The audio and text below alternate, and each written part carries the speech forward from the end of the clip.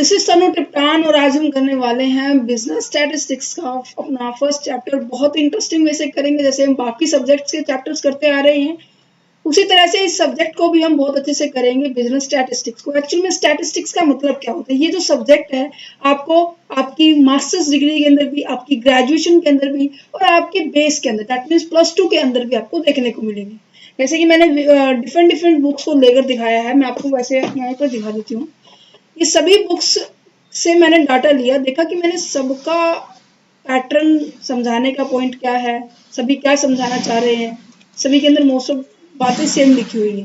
देखिए ये काफी सारी बुक्स हैं, इन सब में क्या है, बिजनेस स्टैटिस्टिक्स को सेम डिफाइन किया है। +2 क्लास के अंदर क्या है, बिजनेस मैथमेटिक्स एंड स्टैटिस्टिक्स से दिया हुआ है।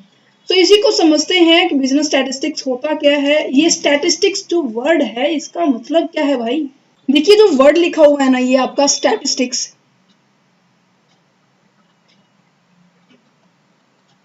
इसको हम एग्जाम्पल के साथ करेंगे। आपको पता है कि सब चीज हम एग्जाम्पल के साथ करते हैं स्टार्ट, तो चलिए स्टार्ट करते हैं हमारे एग्जाम्पल के साथ। देखो जितने भी आपको डाटा दिया होता है, ये मैंने इतना सारा डाटा ये आपके लिए एग्जाम्पल के लिए इकट्ठा किया है। देखिए यहाँ पे क्या लिखा हुआ है, number of the Indian student in every country. अपने जो अपने भारत देश के जो बच्चे हैं हर एक कंट्री में कितने हैं, वो डाटा आपको दिया हुआ है। टोटल सभी स्टूडेंट को अगर मिलाकर बताया जाए तो total Indian students outside India कितने टोटल स्टूडेंट है हमारे भारत के, 11,33,749 स्टूडेंट ऐसे हैं जो हमारे भारत से बाहर गए हुए हैं एज ए वर्क प्लेस या फिर एज ए स्टूडेंट वीजा और बाकी सभी एक्सेट्रा। ठीक है, ये आपका डाटा 22 जुलाई 2021 के अकॉर्डिंग है। ठीक है, अगर 23 के अकॉर्डिंग बताऊं तो यहाँ पर क्या है, 7.5 लाख के करीब ऑलरेडी अभी तक 68% मतलब की पॉपुलेशन अभी तक वहां पर अब्रॉड के अंदर शिफ्ट हो चुकी है। ठीक है, तो कहने का मतलब जो भी डाटा, ये जो आंकड़े आपको नजर आ रहे हैं ना, आंकड़े जो आपको नजर आ रहे हैं ये हमेशा किस फॉर्म में होंगे, आपकी नंबर की फॉर्म में होंगे, दैट मीन्स न्यूमेरिकल फॉर्म में होंगे। न्यूमेरिकल फॉर्म में ये सभी के सभी डाटा आपको एक्सप्रेस मिलेंगे, वही हमारे क्या होते हैं, आंकड़े। इन आंकड़ों की मदद से हम हमेशा क्या कर पाते हैं, हम कंपैरिजन भी कर पाते हैं। कंपैरिजन समझते हैं, तुलना कर पाते हैं कि 2021 में हमारे पास कितने गए, 2022 में कितने गए, 2023 में कितने गए, है ना। समझ पा रहे हैं। अगर मैं पर्टिकुलर कंट्री की बात करूं कि हमारे भारत के बच्चे किसी पर्टिकुलर कंट्री में कौन सी कंट्री में सबसे ज्यादा गए हैं, तो आपको यहाँ पे इसी चार्ट में आपको नजर आ रहा होगा, ये दिखा रखा है कि सबसे ज्यादा जिस एरिया में गए हुए हैं, फिर उसके कम पॉपुलेशन में गए हुए हैं, यहाँ पर कम। तो सबसे ज्यादा क्या है, आपको इस ग्राफ के अंदर कनाडा दिख रहा होगा, बट इससे पहले यूएई भी आता है, नेक्स्ट पिक्चर में आपको दिखाऊंगी। फिर आता है दूसरे नंबर पे कनाडा आता है, इसे हम ये कह सकते हैं हमारे भारत का दूसरा पंजाब है ना। तो यूएसए 3rd नंबर पर आता है। तो यहाँ पर भारत के जो स्टूडेंट्स होते हैं, भारत के जो लोग होते हैं, सबसे ज्यादा विजिट करते हैं ऐसे स्टेट कंट्रीज के अंदर। देखते हैं कि देखो यहाँ पे लिखा हुआ है the number of the Indian students, number देखो आपको नजर आ रहा है, जो मैं बता रही हूँ यही आपकी इंपॉर्टेंस है। जो आप पढ़ोगे ना स्टैटिस्टिक्स की इंपॉर्टेंस क्या है, मीनिंग क्या है, राइट, और इसके फंक्शन क्या है, कहीं ना कहीं आपको इन्हीं जो मैं आपको बता रही हूँ ना, इन ऐसे ही एग्जाम्पल मैंने ढूंढे जहां से आपको मतलब रट्टा मारने की जरूरत ना पड़े, ये चीज आपको समझ में आ जाए। जो डाटा होता है स्टैटिस्टिक्स का वो हमेशा नंबर में होता है, न्यूमेरिकल फॉर्म में होता है। ठीक है, अब यहाँ पे देखो यूएई के अंदर सबसे ज्यादा पॉपुलेशन है, 219 number of the Indian students है, फिर उसके बाद कनाडा है, देन उसके बाद यूएसए है, देन इसकी हमने क्या कर दी, इसमें सीरीज बना दी है। टोटल यहाँ पे भी यही लिखा हुआ है कि टोटल क्या है, 11,33,749 स्टूडेंट ऐसे हैं जो भारत के जो स्टूडेंट्स हैं वो अब्रॉड में शिफ्ट हो चुके हैं, राइट। तो क्या आप वो ये जो डाटा था वैसे दिखा दिया, आपको ग्राफिकली आपको दिखाया है, आपको सब चीज दिख रहा है। अब ये दूसरी तरह से आपने रिप्रेजेंट कर दिया, इसको भी हम क्या कहेंगे, ग्राफी कहेंगे। ठीक है, ये सभी ऐसे कंट्रीज है जहां पर हमारे भारत के बच्चे रहते हैं, फ्रांस तक। ठीक है, और इसे हम एक और तरीके से रिप्रेजेंट कर सकते हैं, ये भी आपका ग्राफ है, राइट। 2020 का दिखा दिया इन्होंने डाटा, 2019 का डाटा दिखा दिया, यहाँ पर ये दिखा रखे हैं स्टडी इंक्रीज किस तरह से इंक्रीज होती जा रही है। बट जब जब 2020 आया पैंडेमिक सिचुएशन के कारण ये क्या हो गया, डिक्रीज हो गया है। अब देखो कंपैरिजन हो रहा है, आपको नजर आ रहा है क्या हो रहा है, कंपैरिजन हो रहा है। कंपैरिजन किस में हो रहा है, आपको ये भी पता होना चाहिए कंपैरिजन कैसे हो रहा है। कंपैरिजन आपका सेम थिंग्स में हो रहा है, सेम थिंग्स में हो रहा है, जिसे हम कह सकते हैं होमोजीनियस। होमोजीनियस समझते हैं जो सेम नेचर के होते हैं, सिमिलर नेचर के होते हैं। अब हम पढ़ रहे हैं कि number of the student going abroad, कितने स्टूडेंट ऐसे हैं जो अब्रोड जा रहे हैं। हमारा टॉपिक ये है, मेन टॉपिक हमारा ये है।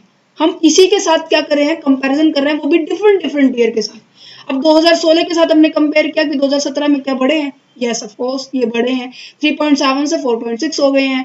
2018 के साथ हमने कंपेयर किया पीछे वाले के साथ, ये 5.2 हो चुका है। 2019 के अंदर देखा ये 5.9 हो चुका है। 2020 में देखा ये घट गया है। कारण देखा कि क्या है, पैंडेमिक ईयर था, वो पैंडेमिक सिचुएशन थी। 22 मार्च को क्या हो गया था, 22 मार्च 2020 को सबसे पहला लॉकडाउन लगा था हमारा एक दिन का। 24 मार्च से हमारा कंटिन्यूअस 20 दिन का लॉकडाउन लगा था। आई होप आप सभी को याद होगा, अगर नहीं भी याद है कोई बात नहीं, फिर भी मैं आपको बता रही हूँ।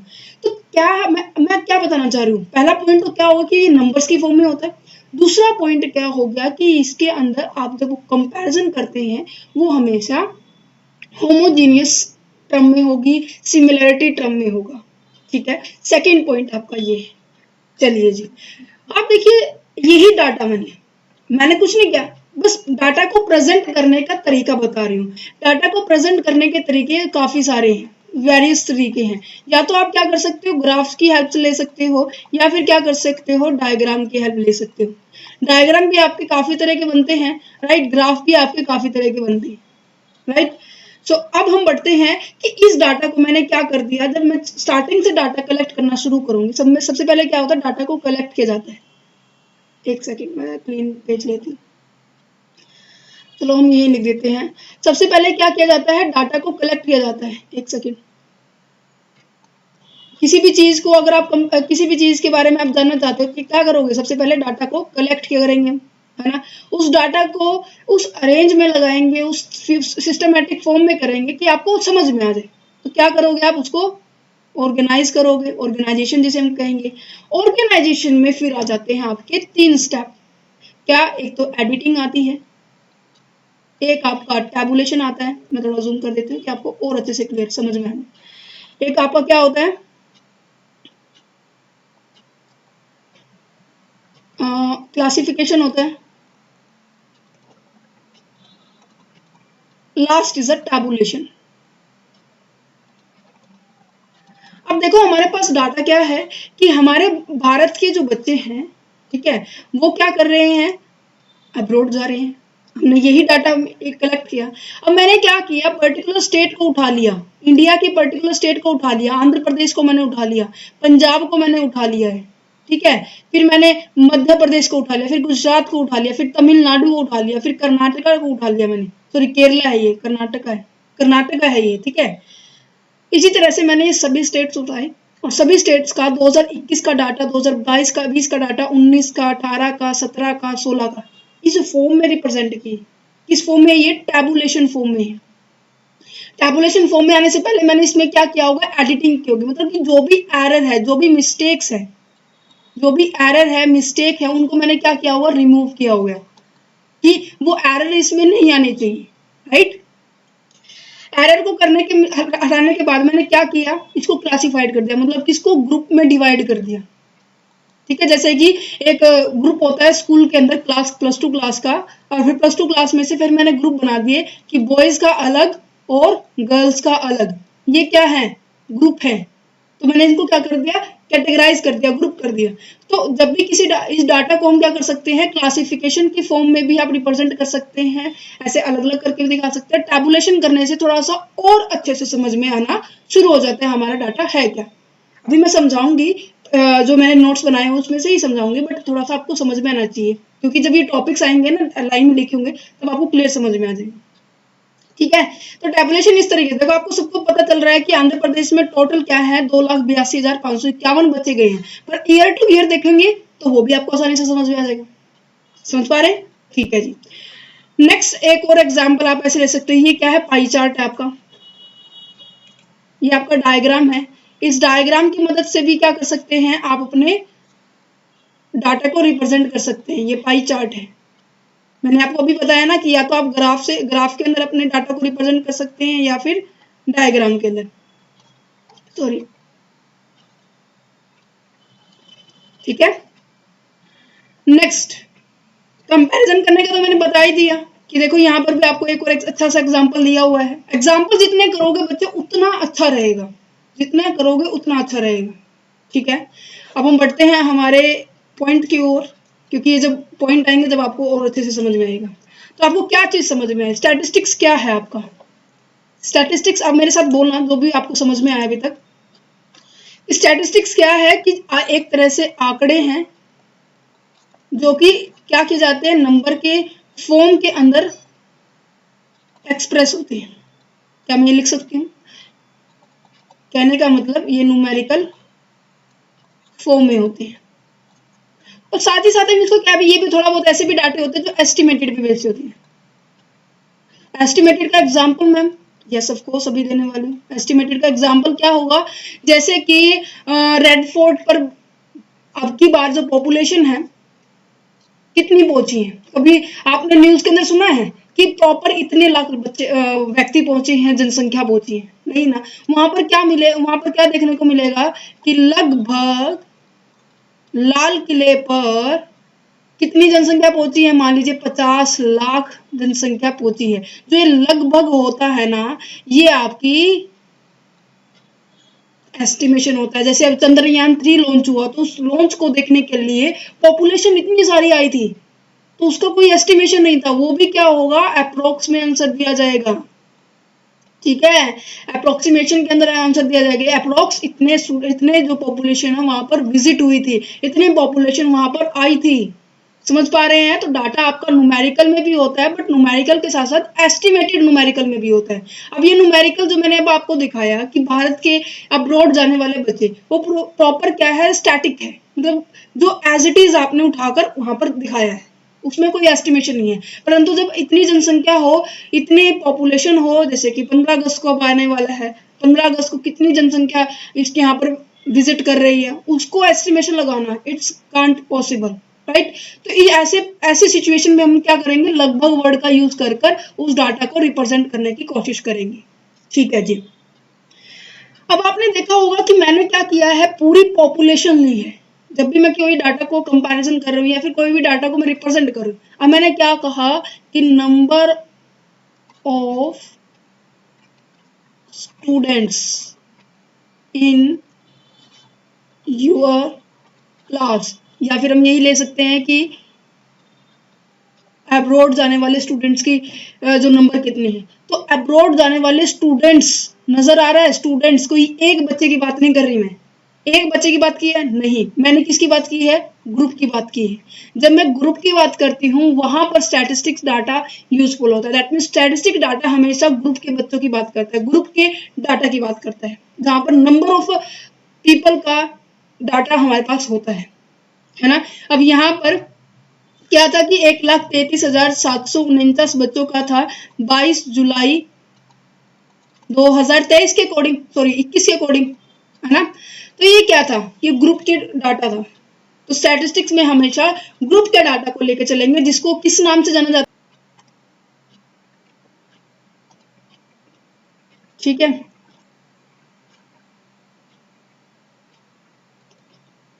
Aggregate of facts. इसे हम एग्रीगेट ऑफ फैक्ट्स कहेंगे। कहने का मतलब हम इसके अंदर ग्रुप को लेके चलेंगे। पहला क्या था कि ये न्यूमेरिकल फॉर्म में होता है और आपका एस्टिमेशन में भी हो सकता है। देन उसके बाद आपका थर्ड पॉइंट आ जाता है, जो भी एग्रीगेट ग्रुप होगा उसको हम कंपैरिजन कर सकते हैं। कंपैरिजन करने का मतलब, जैसे अभी हमने देखा कि 2021 के अंदर कितने बच्चे गए, 2022 के अंदर कितने बच्चे गए और 2023 19 के अंदर कितने बचेंगे। ये जो डाटा था किसका था, अब्रॉड जाने वाले बच्चों का था, है ना, बट ईयर डिफरेंट डिफरेंट है। तो यहाँ पर हम कह सकते हैं ये आपका कंपैरिजन तभी पॉसिबल होगा जब क्या है, आप होमोजीनियस, आप सिमिलरिटी आइटम को लेकर कंपैरिजन कर रहे हैं, होमोजीनियस या फिर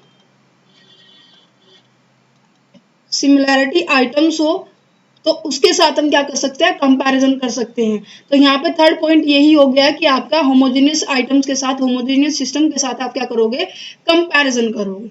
ठीक है, ठीक है जी। अब इससे नेक्स्ट पॉइंट वो पहुँचते हैं। नेक्स्ट पॉइंट क्या है, अगर मैं आपको एक एग्जांपल दूँ, आपको एक ड्यूटी दूँ, सॉरी, ठीक है, आपको एक काम दिया मैंने कि आप बच्चों का डाटा देख कर आइए स्कूल में जाकर कि कितने बच्चे क्लास में प्रेजेंट हो रहे हैं। आपको काम मिल गया कि आपको ये पता चला कि जो आपका ऑब्जेक्टिव है, ऑब्जेक्टिव आपको पता तो चल गया कि आपको क्या ढूंढ कर लेके आने हैं। आपको ढूंढ कर लेके आने हैं आपको प्रेजेंट बच्चे, प्रेजेंट स्टूडेंट, प्रेजेंट स्टूडेंट्स आपको ढूंढ के ले गए। बट आपको ये पता चला कि कौन से स्कूल के अंदर जाना है, नहीं ना। ना ही आपको ये पता चला कि कौन सी क्लास को मैं ज़्यादा प्रेफरेंस दूंगी, ये भी नहीं पता चला। बस आपको ये पता चला है कि मेरे को क्या ढूंढ के लेके आने हैं, प्रेजेंट बच्चे ढूंढ कर लेके आने हैं, राइट। तो जब तक आपका ऑब्जेक्टिव क्लियर नहीं होगा, जब तक आपका क्या है ऑब्जेक्टिव क्लियर नहीं होगा, तब तक आप क्या है डाटा को कलेक्ट नहीं कर पाएंगे। स्टैटिस्टिक्स के अंदर आपका ऑब्जेक्टिव भी क्लियर होना चाहिए। प्री डिटरमाइन क्या होना चाहिए, प्री डिटरमाइन क्या होना चाहिए, आपका ऑब्जेक्टिव होना चाहिए। अगर मैंने ये बोला होता कि आपको, मान लीजिए कोई भी एक स्कूल ले लेंगे कि आपको डीएवी स्कूल के अंदर जाना है, ठीक है, या फिर इंडस बोल लीजिए, दिल्ली पब्लिक बोल लीजिए, कोई भी बोल लीजिए, ठीक है, आपको एक स्कूल सेलेक्ट करना है, आपको डीएवी स्कूल के अंदर जाना है। डीएवी स्कूल में जाने के बाद आपको +2 क्लास का डाटा लेकर आना है, जिसमें से आपको प्रेजेंट बच्चे को सेलेक्ट करना है, ठीक है जी। अब आपको ये पता चल गया, वेल एंड गुड। देन उसके बाद स्टैटिस्टिक्स के अकॉर्डिंग, स्टैटिस्टिक्स में जो डाटा हम कलेक्ट करेंगे फिर हम अपने ऑब्जेक्टिव के हिसाब से करेंगे, अदरवाइज आपके पूरा स्कूल का डाटा हो जाता और इतनी सारी क्लासेस होती। क्लासेस के अंदर भी सेक्शंस आपके डिवाइडेड हैं, +2 क्लास जे होती है, बी सेक्शन होता है, सी सेक्शन होता है, डी ई, इतनी सारे +2 क्लासेस हो गए। और साथ ही साथ +1 क्लास में भी इतने सारे सेक्शन है, 10th क्लास में भी इतने सारे सेक्शन है, 9th क्लास में भी इतने सारे सेक्शन। तो आपको पर्टिकुलर आपका ऑब्जेक्टिव पता होना चाहिए और उसी ऑब्जेक्टिव के बेस पर आप क्या करोगे, अपने डाटा को कलेक्ट करोगे। तो यहाँ पर आपको ये जो मैंने 4 से 5 बातें बताई हैं, ये आपको बिल्कुल अच्छे से समझ में आ गई होगी कि ये न्यूमेरिकल फैक्ट्स को लेकर चलता है, एग्रीगेट फैक्ट्स होते हैं, ठीक है, होमोजीनियस नेचर का होना चाहिए आपके आइटम्स जो भी हैं, ठीक है। यहाँ पे सिमिलैरिटी आइटम्स होनी चाहिए और आपका जो ऑब्जेक्टिव है वो क्या होना चाहिए, प्री प्लान होना चाहिए। फिफ्थ पॉइंट क्या कहते हैं कि जो भी आपके आइटम्स होती हैं काफ़ी सारे फैक्टर से इफेक्ट करती हैं। जैसे भी हमने एग्जांपल लिया था हमारे कोविड पैंडमिक सिचुएशन का, जिसके कारण जो अब्रॉड में जाने वाले स्टूडेंट्स की जो संख्या है वो क्या हो गई थी, कम हो गई थी, है ना। ये हमने यहाँ पे पढ़ा, थोड़ा इसको इरेज कर लेते हैं। ये हमने यहाँ पर पढ़ा, भी पढ़ा ना हमने अभी। ये देखिए 2016 से लेकर 2020 तक का डाटा दिया हुआ है, जिसके अंदर हमने कंपैरिजन भी किया और साथ ही साथ हमने ये देखो 2016 का डाटा दिया हुआ है, 2017 का डाटा दिया हुआ है, 18 का डाटा दिया हुआ, 19 का डाटा दिया और 20 का डाटा दिया। आप देख पा रहे हैं कि डाटा इफेक्ट भी होता है, जो आपका जो डाटा होता है वो इफेक्ट भी होता है। जो भी आइटम्स होती हैं वो इफेक्ट होती है, किसी भी सिचुएशन के कारण हो सकती है। जैसे कि अब यहाँ पर देखो इंक्रीज होता जा रहा था आपका डाटा, अब्रॉड जाने वाले स्टूडेंट्स का कि जो परसेंटेज है वो इंक्रीज होती जा रही थी, है ना। तो अब देखो due to there is a pandemic situation, कोविड-19 के आने के कारण ये कितना रह गया, 2.6 रह गया। समझ में पा रहे हो। तो जो आपका स्टैटिस्टिक्स का डाटा है काफ़ी सारे मल्टीपल काजेस से इफेक्ट होता है। ये पॉइंट्स भी आपके पॉइंट्स में देखने को मिलेगा आपको। तो यहाँ पे मैं लिख सकती हूँ जो आपका डाटा क्या है, मल्टीप्लिसिटी फैक्टर्स से क्या होता है, अफेक्ट होता है। यहाँ पर एक और एग्जांपल आ सकता है, मान लीजिए आपने प्रोडक्शन किया, वीट का आपने प्रोडक्शन किया वीट का 2023 का ले लीजिए, 2022 का ले लीजिए, 2021 का ले लेंगे, ठीक है। 2021, 2022, 2023। अगर आपको ये स्लाइड समझ में आ रही होगी ना, तो अंदर जो नोट्स बनाए हुए हैं, जो आपकी बुक के अंदर लिखा होगा ना, वो बिल्कुल अच्छे से समझ में आ जाएगा। और आपको डेफिनेशन भी proper as it is proper author के द्वारा दी होती है, वो आपको समझ में आ जाएगी। चलो देखते हैं क्या कह रहे हैं। ये देखिए कह रहे हैं कि 2021 के अंदर हमारा वीट का प्रोडक्शन हुआ, मान लीजिए छोटा छोटा एग्जांपल लेंगे, छोटी छोटी टर्म्स के अंदर 10 टन का, ठीक है। 2022 के अंदर हमारा प्रोडक्शन हुआ मान लीजिए 14 टन का, इसके अंदर हुआ हमारा 12 टन का, ठीक है। और एक और ले लेते हैं हम 2020 का, इसके अंदर हुआ था 6 टन का। क्या आपको इसके अंदर इंक्रीमेंट नज़र आ रहा है? कितने का इंक्रीमेंट हो रहा है? हर बार 6 का हो रहा है। इसके अंदर मान लीजिए 16 का कर लीजिए, यहाँ पे 14 करिए, देन और भी आपको समझ में आएगा, ठीक है। तो यहाँ पर देखो 4 टन का इंक्रीज़ हुआ, ठीक है। देन यहाँ पे 6 टन का इंक्रीज़ हुआ, दैट मीन्स 2 प्लस इंक्रीमेंट हो रही है। देन यहाँ पे क्या आपको पिछले वाले डाटा के हिसाब से अगर आप एस्टिमेट लगाएं कि कैसे इसमें अब की बार 2023 में इंक्रीमेंट होना चाहिए था, 6 का हुआ था, अब की बार 8 टन का होना चाहिए था, है ना। बट हुआ कितना? ओनली 2 टन का। दैट मीन्स इंक्रीज तो हो रहा है बट घटते क्रम में इंक्रीज हो रहा है। समझ पा रहे हैं? तो कहीं ना कहीं हम ये कह सकते हैं जो वीट का प्रोडक्शन है किन किन फैक्टरों से इफेक्ट डाला होगा, इसका फैक्टर कौन कौन से जिनसे ये प्रभावित हुआ होगा। सबसे पहली बात कि ये रेन जो फॉल है, रेनफॉल हो गई है, या फिर सनलाइट, या फिर हम कह सकते हैं सॉइल के अंदर दिक्कत हो सकती है, या फिर हम कह सकते हैं फर्टिलाइजर जो हमने यूज़ किया इनमें प्रॉब्लम हो सकती है। कोई भी फैक्टर्स हो सकते हैं जो इफेक्ट करेगा इन जो इसकी प्रोडक्शन में जो कंटिन्यूसली बढ़ती जा रही थी वो बढ़ते हो रही है, परंतु इतने स्केल से नहीं बढ़ रही। 8 टन से नहीं बढ़ी, वो 4 टन से बढ़ी, तो मतलब बढ़ रही है परंतु छोटे रेशियो से बढ़ रही है। समझ पा रहे हैं? तो कहने का मतलब जो स्टैटिस्टिक्स के अंदर जो भी हम डाटा लेते हैं वो बहुत सारे फैक्टर से इफेक्ट होते हैं। हमने अब्रोड वाले एग्जाम्पल लिया, ठीक है। आप ये एग्जाम्पल बिल्कुल याद रखना, एग्जाम में अगर आ जाए तो इन पर्टिकुलर एग्जाम्पल को आप दे सकते हैं, 100% दे सकते हैं, जिससे कि आपको एग्जाम में अच्छे नंबर मिल सकते हैं, ठीक है। ये 5 पॉइंट बिल्कुल याद हो गए हैं। चलो हम बढ़ते हैं नोट्स की ओर। क्या कह रहा है, ये बुक्स हैं जिनके थ्रू मैंने इन सभी डाटास को कलेक्ट किया है। तो सबसे पहले देखो क्या लिखा हुआ है, चैप्टर नंबर 1 बिजनेस स्टैटिस्टिक्स। ये कह रहा है कि introduction statistics refer to numerical information in practical every field of life.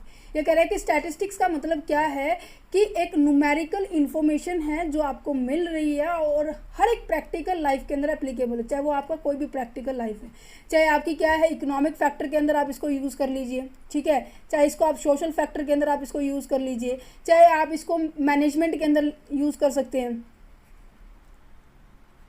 या मार्केटिंग के अंदर इसको यूज़ कर सकते हैं। किसी भी फैक्टर के अंदर इन डाटास को आप यूज़ कर सकते हैं। समझ में आया? ठीक है। स्टैटिस्टिक्स क्या होते हैं? वे आंकड़े होते हैं जो नंबर की फॉर्म में प्रेजेंट होते हैं। सबसे पहले जब हम कोई भी अपने ऑब्जेक्टिव को सेट करते हैं, उन ऑब्जेक्टिव के बेस पर हम क्या करते हैं, हम डाटा को कलेक्ट करते हैं, ठीक है। डाटा को कलेक्ट करने के बाद उसको हम प्रॉपर फॉर्मेट में ऑर्गेनाइज करते हैं। ऑर्गेनाइजिंग का मतलब क्या है, उसके अंदर एडिटिंग करते हैं, क्लासिफिकेशन करते हैं, ये भी मैं बताऊंगी थोड़ी देर के बाद, ठीक है, एंड टैबुलेशन करते हैं। ये सारे पॉइंट्स आएंगे बट आप थोड़ा सा इसको समझ लीजिए कि ऑर्गेनाइजेशन का मतलब क्या है, उसको प्रॉपर अरेंज में लेकर आना कि आपको इजीली से समझ में आ जाए, ठीक है। देन उसको प्रेजेंट करते हैं। प्रेजेंट करना मीन्स कि आपको शो करके दिखा रहे हैं कि डाटा कैसा है। इसको आप शो करके 2 वे से दिखा सकते हैं, ग्राफ के फॉर्म में भी दिखा सकते हैं और डायग्राम के फॉर्म में भी दिखा सकते हैं, ओके। देन आ जाता है हम उसको फिर एनालिसिस कर सकते हैं। वेरियस टूल्स और मेथड का प्रयोग कर कर हम क्या करते हैं, एनालिसिस करते हैं। इंटरप्रिटेशन का मतलब होता है कि आप उसको इंटरप्रिटेट कर रहे हैं कि उसको और अच्छे से समझ में आ सके। ओवर न्यूमेरिकल डाटा, जो भी आपके पास न्यूमेरिकल डाटा है आपने उसको क्या किया, एक सीक्वेंस को आपने क्या किया, फॉलो किया। क्या किया, एक सीक्वेंस को फॉलो किया। ये सीक्वेंस कंटिन्यूस बेस पे चलती रहेगी जब तक आपके ऑब्जेक्टिव क्या नहीं होंगे, कंप्लीट नहीं होंगे। समझ में आया?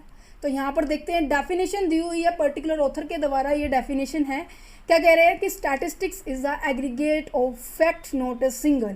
एग्रीगेट ऑफ द फैक्ट का मतलब समझ में आ गया, इसलिए बोल रही थी वो एग्जाम्पल जो मैं अभी तक समझा रही थी, 15-20 मिनट हो गए मुझे समझाते हुए स्लाइड पर।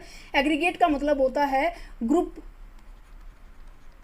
के डाटा को हम क्या करेंगे, स्टडी करेंगे। सिंगल का इसमें कोई काम नहीं होता, ठीक है। Affect by multiple cause of the multiplicity of the causes. Multiplicity of the cause मतलब कि काफ़ी सारे सेक्टर्स ऐसे से होते हैं जिनसे ये इफेक्ट करती है। अब हमने वीट के प्रोडक्शन का एग्जांपल लिया, अब्रॉड जाने का एग्जांपल लिया। अब्रॉड जाने की जो जनसंख्या है बच्चों की वो घट रही थी, क्योंकि पैंडेमिक सिचुएशन के कारण वो क्या है, बाहर नहीं जा पा रहे थे। काफ़ी सारी रिस्ट्रिक्शंस थी, फीस ज़्यादा हो गई है, कुछ भी हो सकता है, ठीक है। फैक्टर्स कुछ भी हो सकते हैं, वो मायने नहीं रखता, बट हाँ डिक्रीज होने के काफ़ी सारे फैक्टर्स होती हैं, ये आपको पता होना चाहिए, ठीक है। तो यहाँ पे कह रहे हैं कि affect bye the multiplicity of the causes. Numerically आप एक्सप्रेस करते हैं, इन्यूमरेटेड का मतलब ही न्यूमेरिकल होता है, और estimated according to the reasonable standard of accuracy. मतलब कि अब मैंने इसके अंदर एस्टिमेटेड का एग्जांपल मैंने क्या दिया था आपको, याद है आपको?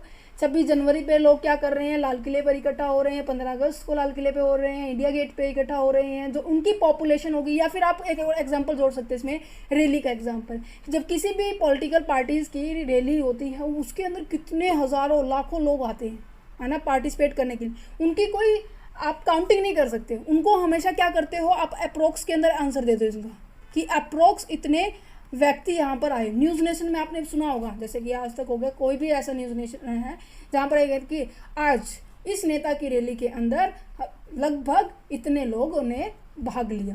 तो लगभग क्या है, ये भी एक डाटा है जो आप एस्टिमेशन के बेस पर देते हैं, ठीक है जी। आप कलेक्ट करते हो एक सिस्टमैटिक मैनर से। सिस्टमैटिक मैनर तभी होगा जब आपका ऑब्जेक्टिव क्लियर होगा, जब आपको आपके ऑब्जेक्टिव के बारे में पता होगा, तभी आप क्या कर सकते हो, प्री प्लान मैनर से काम कर सकते हो। प्री प्लान मैनर से आप क्या कर सकते हो, काम कर सकते हो। जो प्री प्लान मैनर से काम होगा वो नॉर्मल सी बात है, साइंटिफिक वर्क होता है वो, ठीक है, साइंटिफिक वर्क होता है ये। For a predetermined purpose and place in relation to each other. यहाँ पे place in relation to each other का मतलब क्या है कि आप कंपैरिजन कर सकते हैं। कंपैरिजन तभी पॉसिबल होगा जब क्या होगा, यूनिट आपकी सिमिलर होगी। केजी है तो केजी के साथ ही कंपैरिजन करोगे, लीटर है तो लीटर के साथ ही कंपैरिजन करोगे, इसकी आपस में नहीं हो सकती, ठीक है। अभी मैंने आपको वीट का एग्जांपल दिया, ऊपर आपको याद हो, यहाँ पर मैंने वीट का एग्जांपल दिया। वीट के साथ साथ मान लीजिए मैंने राइस ले लिया है, ठीक है, राइस के साथ साथ मैंने शुगर ले लिया है, ठीक है। इन तीनों को मैंने डाटा दिया हुआ है, 2017 का ही डाटा दिया हुआ है। मान लीजिए 2017 के अंदर वीट का जो प्रोडक्शन हुई 10 टन हुई है, राइस की प्रोडक्शन हुई 8 टन हुई है, और जो शुगर की प्रोडक्शन हुई 6 टन हुई है। स्टैटिस्ट फॉर्म में है, न्यूमेरिकल फॉर्म में है ये, परंतु ये डिफरेंट आइटम है, इसको आप कंपैरिजन नहीं कर सकते, कॉम्प्लेक्सिटी क्रिएट हो जाती है। तो कंपैरिजन तभी पॉसिबल होगा जब क्या होगी, होमोजीनियस नेचर में होगा, या फिर हम बोल सकते हैं सिमिलैरिटी में होगा। तो यहाँ पे कहते हैं कि प्लेस इन रिलेशन एक दूसरे में कब होगा, when it is to be homogeneous nature में होगा। उम्मीद करते हैं जो आपको मैंने डेफिनेशन समझाई है ये आपको समझ में आई होगी, ठीक है जी। Statistics is a branch of the scientific method which deal with the numerical data. वही बातें रिपीट हो रही है। Method use for the analysis statistical data are called the statistical method. Statistical data को कलेक्ट करने के लिए, एनालिसिस करने के लिए, ऑर्गेनाइज करने के लिए, प्रेजेंटेशन करने के लिए जो भी हम यूज़ करते हैं, जो भी हम मेथड यूज़ करते हैं, उन्हें हम क्या कहेंगे, स्टैटिस्टिकल मेथड ही कहेंगे, ठीक है, जो कि हर जगह यूज़ होती है। चाहे आप किसी भी चीज़ की स्टडी कर रहे हैं, इकोनॉमिक की स्टडी कर रहे हैं, बिजनेस की स्टडी कर रहे हैं, ठीक है, सोशल की स्टडी कर रहे हैं, मार्केट की स्टडी कर रहे हैं, मैनेजमेंट की स्टडी कर रहे हैं, किसी भी फैक्टर की स्टडी कर रहे हैं, वहाँ पर आप स्टैटिस्टिकल डाटा जो कल इन्फॉर्मेशन होती है वो बहुत ज़्यादा इंपॉर्टेंट रोल अदा करती है, ठीक है जी। चाहे वो कोई भी सेक्टर, मैंने अभी बताया आपको, चाहे वो इकोनॉमिक फैक्टर है या बिजनेस है या प्राइवेट है, पब्लिक है, रिसर्चर है, मैनेजमेंट है, फिनांस है, एग्रीकल्चर है, एजुकेशन है, कोई भी हो, सब में ये इम्पोर्टेंट रोल प्ले करती है, ठीक है। अब यहाँ पे लिखा हुआ है आपकी बुक के अकॉर्डिंग कि जो स्टैटिस्टिक्स है वो 2 फॉर्म में है, 2 फॉर्म में है। Then first is at plural and there is a singular. Plural में वे 7 पॉइंट्स आएंगे जो मैंने अभी आपको समझाए। ये जो समझाए हैं ना, first point this is, second point ये रहा, एंड थर्ड पॉइंट आपका ये जो मैंने ये टोटल पूरे 7 पॉइंट है। तो इसलिए मैंने डेफिनेशन ऐसे सेलेक्ट की जिससे कि आपका जो प्लूरल सेंस का जो मीनिंग है स्टैटिस्टिक्स का वो कंप्लीट वहीं पर हो जाए। अब पढ़ते हैं हमारे सिंगुलर सेंस की तरफ। मैं प्लूरल भी दिखाऊंगी, मैं आपको पहले यही दिखा देती हूँ। वेट फॉर, देखो यहाँ पे आपकी बुक के अकॉर्डिंग लिखा हुआ meaning and definition of the statistic की क्वांटिटेटिव डाटा में होती है। नॉर्मल सी बात है, जो भी डाटा नंबर के फॉर्म में होगा उसे हम क्या कहेंगे, क्वांटिटेटिव ही कहेंगे। ठीक है, नंबर के फॉर्म समझ पा रहे हो, जिसको आप मेजर कर सकते हो, जिसको आप काउंट कर सकते हो। ठीक है जी। अब यहाँ पे 2 सेंस दी हुई है स्टैटिस्टिक्स की, प्लूरल सेंस दी हुई है, सिंगुलर सेंस दी हुई है। Statistics in a plural sense के बारे में हम डिस्कस करें तो यहाँ पर वही बातें लिखी हुई है जो मैंने डेफिनेशन करवाई है आपको। ये डेफिनेशन ये वाली है, आप पढ़ सकते हैं। Statistics are the aggregate of facts, first point is हो गया। Affected to the market extend by the multiplicity of the causes and numerical expressed होती है, यहाँ पर ये सेकंड पॉइंट हो गया। न्यूमेरिकल एक्सप्रेस थर्ड पॉइंट हो गया आपका। एस्टिमेटेड अकॉर्डेंसी विद रीजनेबल स्टैंडर्ड, ये आपका थर्ड पॉइंट है कंप्लीट। सिस्टमैटिक मैनर से आप इसको कंप्लीट करते हैं, आपका प्री डिटरमाइन ऑब्जेक्टिव होता है। रिलेशनशिप आप इसके अंदर एक्सप्लेन करते हैं। यही पॉइंट आपको इसके अंदर एक्सप्लेन किया हुआ है इसके मीनिंग के अंदर। देखो लिखा हुआ है statistics are the aggregate of the fact, a single fact is not called a statistics. अगर एक सिंगल फैक्ट है उसे हम स्टैटिस्टिक्स नहीं कहेंगे। तो यहाँ पर सिंगल फैक्ट्स का मतलब क्या है कि आप किसी एक को लेकर नहीं चलेंगे। अब हमने अब्रोड वाले बच्चों का एग्जाम्पल लिया, ठीक है, तो वहाँ पे अब्रोड वाले बच्चों के अंदर ग्रुप ऑफ पीपल थे, है ना, ग्रुप ऑफ स्टूडेंट्स था, नंबर ऑफ स्टूडेंट्स थे। तो वहाँ पर ग्रुप की बात की गई है, सिंगल की बात नहीं कही। यहाँ पर क्या की बात की जाती है, ग्रुप की बात की जाती है। बहुत सारे एग्जाम्पल है बच्चे, बहुत सारे, जिसको हम कहते हैं जैसे कि शिशु मृत्यु दर जो होती है, तो हम क्या करते हैं 1000 में से बताते हैं कि इतने % जो मृत्यु दर है अब हमारे पास है। इसका एग्जाम्पल मैंने PDF में भी अपलोड किया हुआ है, उम्मीद करते हैं यहाँ पे दिख जाए। राइट, ये रहा।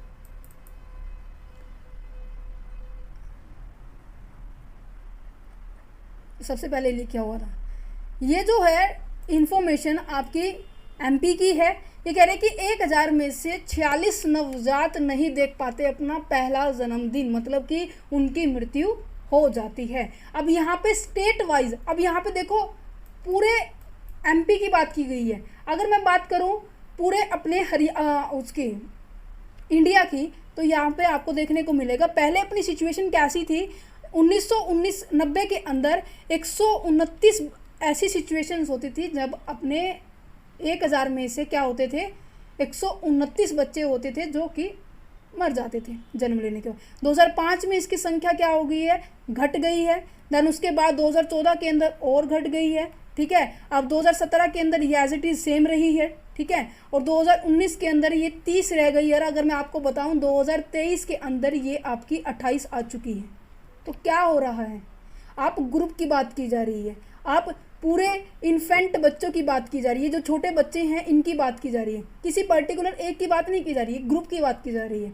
अब देख पा रहे हो कि 1990 से लेकर 2023 तक के डाटा में बहुत ज़्यादा 101 बच्चों का फ़र्क आपको नज़र आ रहा होगा।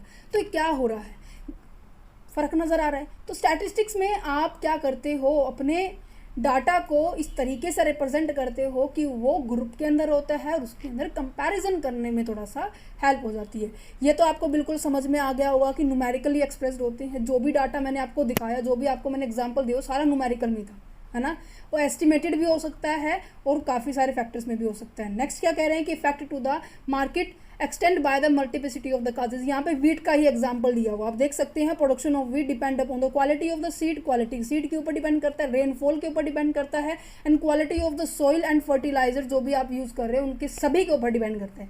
इसी तरह से अब्रोड जाने का एग्जाम्पल लिया, तो इसीलिए कह रही हूँ एग्जाम्पल बहुत ज़्यादा इंपॉर्टेंट रोल करते हैं अगर आप किसी टॉपिक को समझना चाहते हैं। वीडियो थोड़ा चाहे मेरी लंबी होती है, परंतु मैं आपको बेस्ट क्वालिटी प्रोवाइड करना चाहती हूँ एक ही वीडियो के अंदर कि आपको पूरा चैप्टर से टिप्स पे लर्न हो। समझ पा रहे हैं। नेक्स्ट कहते हैं कि इन्यूमरेटेड और estimated according to the reasonable standard. Enumerated facts जो भी आपका नंबर्स के अंदर फैक्ट्स होगा, और एस्टिमेटेड आपको मैंने एग्जांपल दिया है, इसके अंदर भी लिखा हुआ है कि were present to the Red Fort on the 15 August this year is based on the estimations. जो भी ऐसे लॉट ऑफ पॉपुलेशन होती है और किसी चीज़ के अंदर पार्टिसिपेट करती है, जैसे मैराथन होती है ना। मैराथन के अंदर भी क्या होता है कि बहुत सारी पब्लिक क्या होती है उसमें पार्टिसिपेट करती है, तो क्या है, एक एस्टिमेटेड डाटा है, ठीक है। Statistics are collected in a systematic manner, systematic manner में ही कलेक्ट किया जाता है, एक प्रॉपर प्रोसेस हम फॉलो कर रहे हैं। विदाउट प्रोसेस तो बिना ऑब्जेक्टिव के तो हम किसी भी काम को कर ही नहीं पाते। तो नेक्स्ट स्टेप हमारा क्या है, प्री डिटरमाइंड पर्पस होता है, जिसके बेस पर हम डाटा को क्या किया जाता है, कलेक्ट किया जाता है। नेक्स्ट क्या जाता है, statistics should be place in relation to each other, relation बताते हैं, दैट मीन्स होमोजीनियस आइटम्स के अंदर ही क्या कर पाएंगे, हम कंपैरिजन कर पाएंगे। उम्मीद करते हैं आपको ये पॉइंट समझ में आ गए होगा। अब यहाँ पे सिंगुलर सेंस में लिखा हुआ है, सिंगुलर सेंस का मतलब क्या है आपका कि ये 5 स्टेप है, इसे हम स्टैटिस्टिक्स के प्रोसेस भी बोल देते हैं, हम इसको स्टैटिस्टिक्स के स्टेजेस भी बोल देते हैं, जो भी आप समझें, ठीक है। क्योंकि किसी की बुक के अंदर ये स्टेजेस के नाम से लिखा हुआ है, किसी की बुक के अंदर ये आपके सिंगुलर सेंस के अंदर लिखा हुआ है। तो सभी बच्चों के मैंने कॉमन निकालते हुए समझा रही हूँ, आप ये देखिए समझिए। सबसे पहले हमारा पॉइंट क्या होता है, किसी भी डाटा को हम क्या करते हैं, स्टैटिस्टिक्स के अंदर हम कलेक्ट करते हैं। कलेक्ट पता है क्या होता है, डाटा को जोड़ना। अब मैंने आपके लिए ये वीडियोस बनाने के लिए ये एग्जांपल्स मैंने सेलेक्ट की है ना, ये कुछ एक ऐसे एग्जांपल है जो मैंने खुद कलेक्ट किए हैं, ठीक है। कुछ एक ऐसे एग्जांपल है मैंने साइट से उठाए हैं, देखा होगा आपने अभी, ठीक है। क्योंकि अब्रॉड जाने वालों की तो लिस्ट मेरे पास होगी नहीं, अब्रॉड जाने वालों की लिस्ट मैंने कहाँ से उठाई है। तो डाटा को कलेक्ट करने के सोर्स जो होंगे, हमारे पास 2 तरीके के होते हैं। फर्स्ट इज दैट कि आपके पास सेकेंडरी सोर्स भी हो सकता है, ठीक है, और आपके पास प्राइमरी सोर्स भी हो सकता है। सेकेंडरी सोर्स का मतलब क्या होता है कि जब आप क्या करते हो, किसी का ऑलरेडी, पहले आप प्राइमरी समझिए, देन उसके बाद आप समझ पाएंगे, ठीक है। ये वही है प्राइमरी सोर्स, ठीक है। जब आप क्या करते हो, खुद जाकर किसी डाटा को कलेक्ट करते हो। एक एग्जाम्पल लूंगी, इस पूरी प्रोसेस को समझाने के लिए ना मैं एक एग्जाम्पल लेना चाहूँगी, जिसकी वजह से ये पूरे स्टेप आपको समझ में आ जाएंगे, ठीक है। चलते हैं हमारे पेज के ऊपर। यहाँ पर ये एग्जाम्पल लिया था ना मैंने, ये वाला एग्जाम्पल आपको याद है, इसी को लेकर चलते हैं, चलो। क्योंकि कभी कहें मैम आप तो इतने सारे एग्जाम्पल ले रहे हैं, हमारे समझ से बहुत परे हो रहे हैं, बट एग्जाम्पल बता रही हूँ, इन फ्यूचर आपके यही काम आएंगे। जब आप एक टीचर बनेंगे, आप एक एजुकेटर बनेंगे, आप एक फैकल्टी बनेंगे, जब आपको यही बातें याद रखनी पड़ेगी कि बिना एग्जाम्पल के बच्चों के दिमाग में नहीं सेट होती कोई भी चीज़। चलिए बढ़ते हैं अपने एग्जाम्पल की ओर।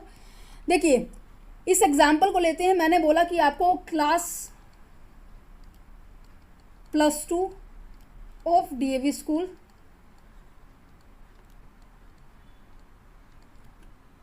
डाटा कलेक्ट करके लेके आना है, और वो डाटा लेके आना है, वो भी प्रेजेंट और अब्सेंट बच्चों का, ठीक है जी। अब आपके पास ये डाटा है, ठीक है, आपको ये ऑब्जेक्टिव नजर आया है, क्या है ये आपका ऑब्जेक्टिव के हिसाब से फिर आप क्या करोगे, डाटा को कलेक्ट करने जाओगे, डाटा कलेक्शन की प्रोसेस स्टार्ट करोगे। अब डाटा कलेक्ट किया जा सकता है 2 सोर्सेज से। सबसे पहले क्या है, सेकेंडरी है, एक है हमारे पास है प्राइमरी सोर्स है। प्राइमरी सोर्स होता है, मैं खुद गई स्कूल के अंदर, ठीक है, और स्कूल में अंदर जाने के बाद मैंने खुद ऑब्जर्व किया, मैंने प्रिंसिपल को बोला कि ये मेरा सर्वे आया हुआ है, मेरे को डाटा कलेक्ट करना है, डाटा कलेक्ट करने के बाद मुझे मेरे रिसर्चर के पास डिपॉजिट करवाना है। तो टीचर क्या बोली कि जाइए आप क्लास के अंदर एंटर कीजिए, आप देख लीजिए पिछले 2 से लेके 3 दिनों का डाटा, ठीक है। मैं खुद गई उस क्लास के अंदर, मैंने देखा कि क्लास के अंदर 100 स्टूडेंट हैं, 100 में से क्या है कि 70 स्टूडेंट्स आए हुए हैं क्लास के अंदर, 30 स्टूडेंट्स क्या हैं, एब्सेंट है। तो मैं इसको P से डिनोट करूंगी, मैं इसको A से डिनोट करूंगी, ठीक है। पहला कंसेप्ट क्लियर होगा। जब मैं खुद उस चीज़ के लिए जा रही हूँ, ठीक है, सेल्फ कलेक्शन हो रही है, सेल्फ क्या हो रही है, कलेक्शन हो रही है। फर्स्ट हैंड डाटा कह सकती हूँ मैं इसको, फर्स्ट हैंड डाटा, क्योंकि ये मैंने खुद अपने हाथों में लेकर जाके मैंने क्या किया, राइट डाउन किया है। तो ये क्या हो गया, फर्स्ट हैंड डाटा है। इसके अंदर क्या होगी, स्ट्रॉन्ग क्या रहने वाली है,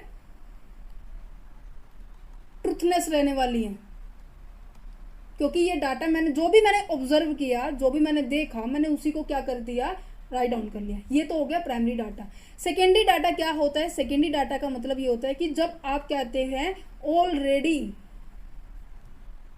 एग्जिस्टेंस डाटा का यूज करते हैं, वो कुछ भी हो सकता है, वो क्या न्यूज़पेपर भी हो सकता है, वो आपका इंटरनेट का सोर्स भी हो सकता है, वो आपका मैगजीन भी हो सकता है,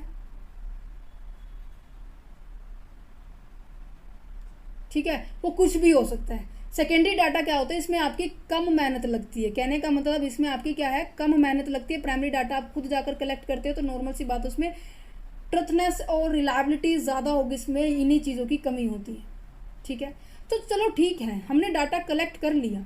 हमने डाटा कलेक्ट किया कि हमारे पास जो डाटा है वो हम 70 बच्चे आए हैं, ठीक है, और 30 बच्चे आपके एब्सेंट हैं। 100 का डाटा है ये, ठीक है। देन इस डाटा को मैं क्या करूँगी? ऑर्गेनाइजेशन करूँगी। ऑर्गेनाइजेशन का मतलब क्या है? जो भी इसके अंदर मिस्टेक्स हैं, जो भी इसके अंदर एरर है, उनको मैं क्या करूँगी? रिमूव करूँगी। इसी को क्या कहा जाता है? इस पूरे प्रोसेस को क्या कहा जाता है? हम इसको कहेंगे एडिटिंग, ठीक है। कि जो भी इसके अंदर एरर आ रहे हैं, कोई ऐसा डाटा भी होगा जो एक्स्ट्रा में आया होगा, इस पूरे को हटाकर हम क्या करेंगे? एडिट करके एक्चुअल में प्रेजेंट करेंगे। देन एडिटिंग करने के बाद हम क्या करेंगे? इसको क्लासिफिकेशन करेंगे। क्लासिफिकेशन का मतलब है कि इस पूरे डाटा को ग्रुप में डिवाइड कर देना। अब यहाँ पर देखो 100 बच्चे हैं, 100 बच्चे में क्या होगा? बॉयज़ भी होंगी, गर्ल्स भी होंगी, तो हमने इनको बाइफरकेट कर दिया। मान लीजिए ये बना दिया हमने बॉयज़ का ग्रुप्स और यहाँ पे बना दिया गर्ल्स का ग्रुप। अब यहाँ पे देखो सेम प्रोसेस फॉलो हो रही है। सेम प्रोसेस मतलब कि मैंने आपको इसके अंदर स्टैटिस्टिक्स की डेफिनेशन के अंदर बताया था कि जो स्टैटिस्टिक्स क्या होती है? ग्रुप ऑफ एग्रीगेट फैक्ट होता है। एग्रीगेट बॉयज़ दैट्स गर्ल्स, समझ पा रहे हैं? अब यहाँ पे देखो बॉयज़ एंड गर्ल्स में भी हम इसको 2 पार्ट्स में बाइफरकेट करेंगे। क्यों? क्योंकि एक तो ऐसा होंगे जो प्रेजेंट होंगे, एक ऐसे होंगे जो एब्सेंट होंगे। इसी तरह से गर्ल्स में जो प्रेजेंट होंगी और जो गर्ल्स में एब्सेंट होंगी। मान लीजिए टोटल बॉयज़ कितने थे? 50 थे। टोटल 50 नहीं, चलो इसको 60 ले लेते हैं, क्योंकि थोड़ा सा तभी आपको क्लैरिटी होगी कि हमने डाटा को और अच्छे से लिया है। बॉयज़ मान लीजिए हम मान लेते हैं 40 ले लेते हैं, गर्ल्स मान लीजिए हम 60 ले लेते हैं। अब इनमें से हम फिर बाइफरकेट कर रहे हैं कि कितने बच्चे आए हैं हमारे पास। प्रेजेंट मान लीजिए इसमें से क्या है? 30 स्टूडेंट ऐसे हैं जो बॉयज़ हैं, प्रेजेंट है, और एब्सेंट हमारे पास 10 है। टोटल मिला के कितने हो गए? 40 हो गए, ठीक है जी। देन उसके बाद हमारे पास प्रेजेंट, ये एग्जाम्पल क्यों दे रहे बताऊंगी अभी, 2 मिनट सब्र करो बच्चों, सब्र करो। अब यहाँ पे गर्ल्स में कितने स्टूडेंट्स प्रेजेंट हैं? गर्ल्स में अपने स्टूडेंट जो हैं प्रेजेंट हैं हमारे पास, मान लीजिए 40 स्टूडेंट ऐसे हैं जो प्रेजेंट है, गर्ल्स में 20 स्टूडेंट ऐसी है जो एब्सेंट है। तो आपको एब्सेंट का डाटा टोटल कितना दिया हुआ था? 30 है, तो क्या हमारा 30 हो गया? 20 10 30। एंड प्रेजेंट का डाटा कितना दिया हुआ था कि 70 स्टूडेंट्स प्रेजेंट है, तो 40 प्लस के 30, ये हो गया क्लासिफिकेशन का मतलब। ये जो टॉपिक मैं अभी समझा रही हूँ ना, ये सेकंड चैप्टर में एज इट इज़ आपको देखने को मिलेगा, ठीक है। Measurement, scale and classification, tabulation, ये थर्ड, किसी की बुक में थर्ड चैप्टर है, किसी बुक में सेकंड चैप्टर है, तो अब इसीलिए बोल रही हूँ एग्जाम्पल अच्छे से समझो, ठीक है। क्लासिफिकेशन क्या हो रहा है कि आप इस चीज़ को बाइफरकेट कर रहे हो। नेक्स्ट पॉइंट इसके अंदर, इसी के अंदर क्या है ऑर्गेनाइजेशन के अंदर, कि आप प्रेजेंट टैबुलेशन करोगे। टैबुलेशन मतलब कि इसको या तो आप रो के अंदर रिप्रेजेंट करोगे या फिर आप कॉलम के अंदर रिप्रेजेंट करोगे। दैट मीन्स एक टेबल का यूज़ कर कर आप इन सभी चीज़ों को अच्छे से एक्सप्लेन करोगे, ठीक है। अब मान लीजिए यहाँ पर मैंने बॉयज़ ले लिए हैं, यहाँ पे गर्ल्स ले ली है मैंने, ठीक है। अब मैंने क्या किया? 30 स्टूडेंट क्या है? प्रेजेंट है, और इसके अंदर कितने स्टूडेंट प्रेजेंट है? 40। और यहाँ पे कितने स्टूडेंट प्रेजेंट है? एक सेकेंड, यहाँ पे कितने स्टूडेंट एब्सेंट हैं? एब्सेंट कितने हैं? 10, और यहाँ पे है 20। क्या मैं अगर इन सबका जोड़ करूँ तो क्या मेरा 100 आ रहा है? तो टैबुलेशन का मतलब है जो आपका डाटा है उसे और अच्छे से रिप्रेजेंट करना, कि सभी जो भी उस डाटा को देखे उन सभी को क्या है वो समझ में आ जाए। ये तो हो गया रो की फॉर्म में रिप्रेजेंटेशन, क्योंकि रो इस तरीके से होती है, कॉलम हमारा इस तरीके से होता है नीचे की ओर। मान लीजिए यहाँ मैंने बॉयज़ ले लिए हैं या मैंने गर्ल्स ले ली हैं, ठीक है जी।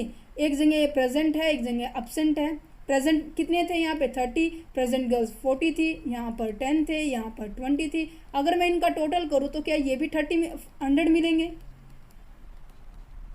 समझ पा रहे हैं? मतलब कि पूरे डाटा को मैंने क्या किया, सबसे पहले कलेक्ट किया, कलेक्ट करने के बाद उसको मैंने प्रॉपर वे से उसको रिप्रेजेंट कर दिया। ठीक है, ऑर्गेनाइजेशन कर दी है मैंने। ठीक है, ऑर्गेनाइजेशन के अंदर क्या किया मैंने, डाटा को प्रॉपर वे में उसको अरेंज कर दिया। अब नेक्स्ट स्टेप आ जाता है, स्टेप नंबर 3 कि इस डाटा को प्रेजेंटेशन करना। प्रेजेंटेशन का मतलब कि उसको शो करना और आसान तरीके से। अब ये कहोगे इससे आसान कोई तरीका है? यस ऑफ कोर्स तरीका है। या तो आप इसको क्या कर सकते हो, ग्राफ के फॉर्म में रिप्रेजेंट कर सकते हो, या आप इसको क्या कर सकते हो, डायग्राम की फॉर्म में रिप्रेजेंट कर सकते हो। ग्राफ भी आपके काफ़ी सारे होते हैं, है ना, और डायग्राम भी आपके काफ़ी सारे होते हैं। पाई चार्ट होता है जो भी मैंने अभी पीछे आपको दिखाया है, कुछ इस तरीके से।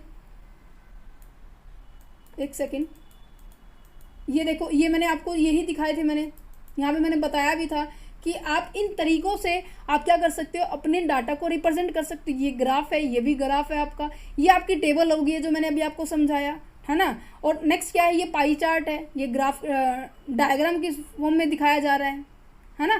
तो क्या है कि आप अपने डाटा को और अच्छे तरीके से आप क्या कर सकते हो, शो कर सकते हो। ठीक है जी।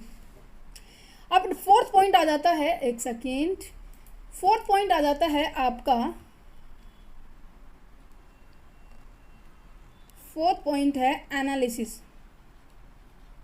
एनालिसिस का मतलब क्या है, विश्लेषण करना। जो भी डाटा अभी तक आप कलेक्ट करते जा रहे थे, आपने ऑर्गेनाइज किया, आपने प्रेजेंट किया, अब बारी आ गई है एनालिसिस की। एनालिसिस में क्या होता है, जो आपकी की पॉइंट्स होती है, की इंफॉर्मेशंस होती हैं, ठीक है, इन इंफॉर्मेशन को सेलेक्ट करना, बेस्ट इंफॉर्मेशन को उस पूरे डाटा में से निकालना। ठीक है, यही बात होती है एनालिसिस। और इस एनालिसिस के बेस पर आप क्या कर पाओगे, इंटरप्रिटेशन कर पाओगे। इंटरप्रिटेशन का मतलब है कि फाइनल क्या निकालना, फाइनल कंक्लूजन ड्रॉ करना। क्या करना, फाइनल कंक्लूजन ड्रॉ करना। तो यही एक प्रोसेस है जिसके अंदर आप क्या करते हो, डाटा को कलेक्ट किया, डाटा को कलेक्ट करने के 2 सोर्सेज हैं, फिर देन उसके बाद आपने क्या किया, उस चीज़ को ऑर्गेनाइज किया, ऑर्गेनाइज करने के बाद आपने प्रेजेंट किया, प्रेजेंट करने के बाद आपने उसको एनालिसिस किया, एनालिसिस की हेल्प से आपने क्या कर दिया, उस डाटा के ऊपर आपने पूरा का पूरा कंक्लूजन ड्रॉ कर दिया, दैट मीन्स फाइनल रिजल्ट तैयार कर दिया। ठीक है, यही आपकी प्रोसेस थी। उम्मीद करते जो मैंने आपको एग्जाम्पल समझाया है वो आपको समझ में आ गया होगा।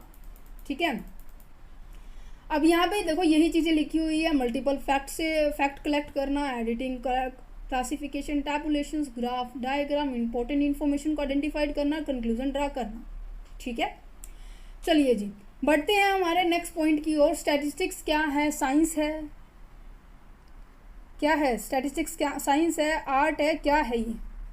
साइंस का नाम लेते ही आपके दिमाग में क्या आना चाहिए, मुझे नहीं पता आपके दिमाग में क्या आ रहा है, पर साइंस का नाम लेते ही मेरे दिमाग में ही आ रहा है, जब भी हम किसी प्रिंसिपल, किसी रूल, किसी रेगुलेशंस, किसी लॉ का फॉलो करते हैं, उसे हम क्या कहेंगे, साइंस कहते हैं। ठीक है, तो यहाँ पे कहते हैं, और इन रूल, रेगुलेशंस, प्रिंसिपल्स को यूज़ कर कर जब हम अपनी नॉलेज को एनहांस करते हैं, चलो हम पूरा ही लिख लेंगे, हम नॉलेज को एनहांस करते हैं तो उसे हम क्या कहेंगे, साइंस कहेंगे। और साइंस हमेशा, ये 3 बातें याद रखनी है, साइंस का यूज़ करके हम क्या करते हैं, नॉलेज को एनहांस करते हैं। क्या, क्यों, क्योंकि इसके अंदर जो प्रिंसिपल्स होते हैं, रूल होते हैं, रेगुलेशन होते हैं, इनका यूज़ कर कर हम क्या बता सकते हैं, कॉज एंड इफेक्ट बता सकते हैं। ठीक है, आप आपने अपने स्टैटिस्टिक्स के अंदर 2 टॉपिक और है, आपका 6, 7 चैप्टर है, को रिलेशन चैप्टर है, और एक आपका रिग्रेशन चैप्टर है। कोरिलेशन में क्या होता है कि 2 वेरिएबल्स के बीच में रिलेशन बताना, वो रिलेशन कैसा है वो रिग्रेशन में पता चलेगा। मीन्स कि जब कॉज एंड इफेक्ट के बारे में पता चले तो जहाँ मतलब कि वहाँ साइंस यूज हो रही है। ये 3 बातें हैं जो आपको बहुत अच्छे से ध्यान रखनी है। देखिए पढ़ते हैं इसमें क्या लिखा हुआ है। Science is a systematized body of the knowledge, it is a study cause and effect relationship and impact attempt to make a generalization in form of the scientific principle और लॉज। अभी जनरलाइजेशन का मतलब मैं आपको बताऊंगी, ठीक है। चलो मैं अभी बता देती हूँ। जब क्या करते हैं, अब मान लीजिए इंडिया है, ठीक है, इसका पूरा डाटा इकट्ठा कर रहे हैं और एग्जाम्पल ले लेंगे यहाँ पर कोविड-19 का। इस पूरे इंडिया में से हमने क्या किया, 10 से 12 से 14 व्यक्ति सेलेक्ट किए जिनके ऊपर हमने वैक्सीन को क्या किया था, अप्लाई किया था, ठीक है। इस पूरे इंडिया में से हमने क्या किया, एक छोटे से पार्ट को उठाया, 10 से 12 लोगों को उठाया, 12 से 14 लोगों को उठाया, जिन पर हमने ये कोविड वैक्सीन क्या की है, अप्लाई की है। अब इन कोविड वैक्सीन के अप्लाई करने के बाद हमने रिजल्ट देखा कि क्या रिजल्ट हमारा बिल्कुल इनके ऊपर सही आ रहा है, क्या इनके लिए ही सूटेबल है। अगर इनके लिए सूटेबल है तो हम क्या करेंगे, पूरी पॉपुलेशन पर हम इसको क्या कर देंगे, अप्लाई कर देंगे। जो छोटा एरिया हमने सेलेक्ट किया है 10 से 12 लोगों का, उसको हम कहेंगे सैंपल, और ये जो बड़ा एरिया होता है उसे हम कहते हैं पॉपुलेशन। और जब कोई रिजल्ट छोटे पर सक्सेस होने के बाद हम बड़े के ऊपर अप्लाई करते हैं उसे हम कहते हैं जनरलाइजेशन, मीन्स कि पूरी यूनिवर्स के ऊपर अप्लाई हो रहा है। तो साइंस हमेशा ऐसा ही फैक्टर है जो क्या करते हैं, पूरी यूनिवर्स के ऊपर अप्लाई होते हैं, ठीक है। अब यहाँ पर समझ में आ गया साइंस का मतलब। मैं डीप क्यों समझा रही हूँ, क्योंकि इन फ्यूचर नॉर्मल सी बात है, वही बातें आ जाती है कि इन फ्यूचर आप भी एक अच्छे टीचर बनने वाले हैं। आर्ट क्या होती है, एक स्किल होती है किसी चीज़ को रिप्रेजेंट करने की। अब मेरी स्किल क्या है कि मैं हर चीज़ को लिख लिख कर समझाती हूँ, हर चीज़ को एग्जाम्पल देके समझाती हूँ। तो मेरी क्या है, ये आर्ट है, फैक्ट्स को हैंडल करने की आर्ट होना। अब इसमें ये चीज़ ऑलरेडी लिखी हुई थी, परंतु मैं अलग से क्यों एग्जाम्पल्स, देखो एग्जाम्पल्स ये बहुत ज़्यादा इंपॉर्टेंट है। ये जो फैक्ट्स बता रही हूँ, डिफरेंस बता रही हूँ कि इन दोनों के बीच में ये डिफरेंस है, ये 3 पॉइंट आपको लर्न करने हैं। ये क्यों बता रही हूँ, ये डाटा को एक्सप्लेन करने का तरीका है, तो आर्ट है, ठीक है। ये क्या कह रहा है, art is a skill of the handling the fact so as to be achieve the giving objective, it is a way of the presenting handling data and making the inference logically and drawing the relevant conclusion. मतलब कि जो data आपने use किया उसको present किया जा रहा है, उस डाटा को हैंडल किया जा रहा है, उसकी हेल्प से आप इन्फर कर पा रहे हो, मतलब कि जो इन्फॉर्मेशन जैसी है उसको उसी फॉर्म में आप क्या कर पा रहे हो, यूज़ कर पा रहे हैं, लॉजिकली उसके ऊपर कंक्लूजन ड्रॉ कर पा रहे हैं। वो कहीं ना कहीं आपका आर्ट के अंदर आएगा। तो आप क्या कह सकते हैं कि साइंस जो स्टैटिस्टिक्स है, आर्ट और साइंस दोनों के ऊपर बेस है। Yes of course, science is a knowledge and there is a art is a action. So दोनों को मिलाकर तभी स्टैटिस्टिक्स के अंदर काम होता है। Got it? आई होप आपको ये पॉइंट समझ में आ गया होगा। अब यहाँ पे मैंने आपको समझा ही दिया है, ये सभी पॉइंट एज इट इज लिखे हुए हैं। कलेक्शन डाटा, प्राइमरी, सो देखो यहाँ पर आपको और डीपली दिया हुआ है, प्राइमरी डाटा, सेकेंडरी डाटा दी हुई है। प्रेजेंटेशन का मतलब क्या है कि डायग्राम में, ग्राफिक में रिप्रेजेंट करना, ठीक है। एनालिसिस का मतलब क्या है, इन सभी मेथड्स और टूल का यूज़ करके हम की इंपॉर्टेंट पॉइंट्स को यूज़ करते हैं। अभी मैंने ये वर्ड क्यों नहीं बोला, क्योंकि अभी आपको इनके बारे में पता भी नहीं होगा कि क्या होता है एवरेज, सेंट्रल टेंडेंसी जिसे हम बोलते हैं, डिस्पर्सन क्या होते हैं, स्क्यूनेस, कर्टिसीज, कोरिलेशन, रिग्रेशन तो मैंने बता ही दिया, एनालिसिस, ये सभी मेथड्स का यूज़ करके हम क्या करते हैं, एक बेस्ट हिडन इन्फॉर्मेशन को क्या करते हैं, बाहर निकालते हैं। इंटरप्रिटेशन तो इट्स सिंपल। अब यहाँ पर देखिए वही बातें बार बार, परंतु आपको करवानी तो ज़रूरी है। फंक्शन ऑफ द स्टैटिस्टिक्स की बात की जा रही है। फंक्शन क्या है स्टैटिस्टिक्स के, सबसे पहले क्या कह रहा है, to express the fact in number. Express का मतलब होता है किसी चीज़ को प्रेजेंट किया जा रहा है। फैक्ट्स का मतलब जो आपने डाटा कलेक्ट किया है वो नंबर के अंदर होगा। अब आ गया समझ में, कोई बताने की ज़रूरत नहीं है। ये इन्फेंट वाला एग्जाम्पल अब आया है, देखो यहाँ पर कि 2014 के अंदर ये 29 था, और 1990 का भी देखा है 129 थे, और अब 2020-23 तक का, मेरे हिसाब से 23 का है, पता नहीं 20 जो भी है वो अब यहाँ तक आ चुका है, ठीक है। अब यहाँ पे नेक्स्ट कहते हैं कि simplify the complex data. Simplify the complex data क्यों कहा गया है, अब देखो मैंने क्लास का डाटा किस तरीके से प्रेजेंट कर दिया, समझ पा रहे हैं। इस पूरे क्लास के डाटा को मैंने किस तरीके से रिप्रेजेंट कर दिया कि आपको बिल्कुल समझ में आ रहा है। अब मैंने कहा कि 100 में से 70 बच्चे ऐसे हैं जो आए थे, 30 बच्चे नहीं आए। वही मैंने इसको क्लासिफिकेशन कर दिया, देन मैंने इसको क्या किया है, टैबुलेशन फॉर्म में रिप्रेजेंट कर दिया। तो क्या है ये, अगर मैं इसको ग्राफ में और रिप्रेजेंट कर दूँ, इस तरीके से मैं और ऐसे रिप्रेजेंट करके दिखा दूँ, तो आपको बिल्कुल समझ में आ जाएगा ना कि इस 2021 के अंदर कम बच्चे आए थे, 2022 के अंदर बहुत ज़्यादा बच्चे आए, क्योंकि पैंडेमिक सिचुएशन चल रही थी। 2022 में फिर हमारे ओपन हो गए थे, 2023 में फिर डाउन हो गया, क्योंकि ऑनलाइन सिस्टम के ऊपर इतना भरोसा हो गया। क्या है कि हर चीज़ को आप इसके अंदर कंपैरिजन भी कर सकते हैं कि इस साल इसमें कैसे कम हुआ है। तो कहीं ना कहीं वो 7 पॉइंट जो डेफिनेशन के अंदर मैंने समझाया था, वो पॉइंट आपके वापस रिपीट होते जा रहे हैं। तो यहाँ पे देखिए क्या लिखा हुआ है, सिंप्लीफाई द कॉम्प्लेक्स डाटा। जो मुश्किल डाटा था, जो बहुत ही मतलब समझना बहुत मुश्किल था, उस डाटा को आपने उसको क्या कर दिया है, सिंप्लीफाई कर दिया है। नेक्स्ट कहते हैं कि कंपैरिजन करने में बहुत ज़्यादा आसानी होती है। होमोजीनियस नेचर को ही आप क्या कर सकते हैं, कंपैरिजन कर सकते हैं। एग्जाम्पल वही व्हीट, राइस, शुगर का है, ठीक है, अगर वही बात है। Facility helpful in the forecasting. Forecasting का मतलब होता है कि आप अपने फ्यूचर के बारे में प्रिडिक्ट कर पा रहे हो, फ्यूचर के बारे में थोड़ा सोच पा रहे हो। अब देखो, आज अगर आपने ये वीडियो नहीं देखी होती तो स्टैटिस्टिक्स के इस तरह से एग्जाम्पल के रिगार्डिंग आपको कोई अगर आपको नॉलेज ही नहीं थी, है ना, आपको नॉलेज ही नहीं थी स्टैटिस्टिक्स होता क्या है, भाई न्यूमेरिकल क्यों कहते हैं, क्यों एस्टिमेटेड क्यों कहते हैं, एग्जाम्पल अगर आपको समझ में आ गए तो आप थोड़ा सा फ्यूचर को क्या प्रेडिक्ट कर पा रहे हो कि आपका एग्जाम में अगर ये क्वेश्चन आ गया, आप बिल्कुल भी नहीं भूलेंगे, डेफिनेशन के साथ करके आएंगे, है ना। तो क्या कर रही है, इसी तरह से गवर्नमेंट के अंदर होता है, इसी तरह से जैसे कि मैंने आपको बताया कि काफ़ी जगह यूज़ होती है स्टैटिस्टिक्स। आपके इकोनॉमिक के अंदर भी यूज़ होती है, आपके सोशल के अंदर भी यूज़ होती है, आपकी मार्केटिंग के अंदर भी यूज़ होती है, आपके मैनेजमेंट के अंदर भी यूज़ होती है, ठीक है। इन सभी मतलब बहुत सारे एरिया के अंदर, एग्रीकल्चर हो गया, एजुकेशन हो गया, सैनिटाइजेशन प्रोसेस में हो गया, सोशल के अंदर हो गया, बहुत सारे एरिया में यूज़ होते हैं। जिसकी अगर आपको इनके डाटा होगा, अगर आपके पास इनकी इन्फॉर्मेशन होगी, तो आप अच्छे से पॉलिसी, आप अच्छे से प्लान बना सकते हैं।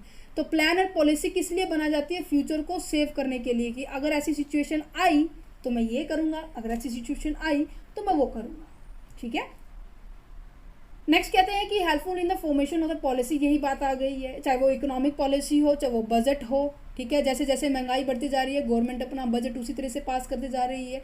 ट्रेड पॉलिसी हो, एक्सपोर्ट इंपोर्ट पॉलिसी का मतलब क्या है, जब कोई देश दूसरे देशों से सामान मंगाता है या फिर दूसरे देशों को सामान भेजता है, उस पॉलिसी को बोला जाता है, ठीक है।